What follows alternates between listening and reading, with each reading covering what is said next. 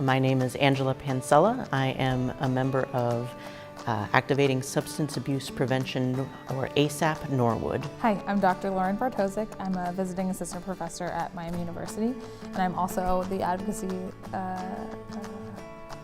lead of our subcommittee in ASAP Norwood. Thank you. The MAT project that we're working on comes out of the 21st Century grant at the state level from the Ohio Mental Health and Addiction Services, and it's a stipend to allow us as a coalition to develop some strategic planning around the utilization of medication-assisted treatment for opioid addiction through two specific routes under lack of awareness and stigma discrimination, and to develop some strategic planning around how we can increase utilization of those services within our community. Anytime you're talking about the opioid epidemic, it's a really sensitive subject. It's really hard to get people to talk about it. And even though there's a lot of work going on, particularly where we are in Hamilton County, when you get really local, there's a lot of pressure, a lot of resistance back on that.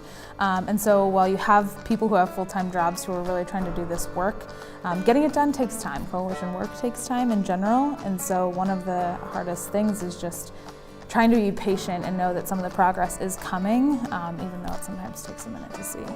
When you think about the first time that we met to do this project back in December, here we are, it was I think December 12th or something when I actually went to this first meeting. So we're kind of closing in to that 3 to 4 month range before we actually felt, oh my God, it's working. Something's actually, like, we're getting out there, we're getting some nice raw data, some tangible evidence that creates an actionable plan to move forward. It's also about networking.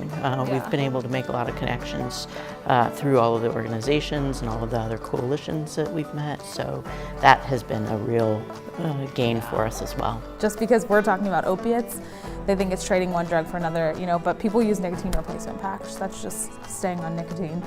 And so when you start to find these parallels, I think people start to, one, just learn. And you're gonna get the people that still just don't necessarily like the idea of it.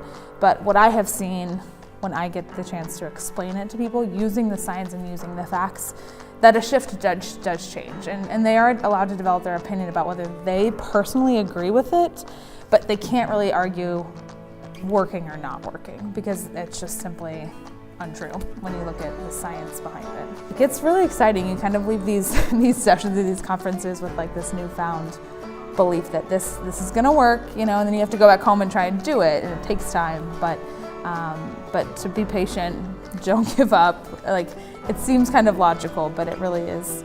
That's really the best thing I could say, is just, it will work. It's working, we're doing it. I mean, the feet to the ground are happening, but you just gotta be strong-willed through the process.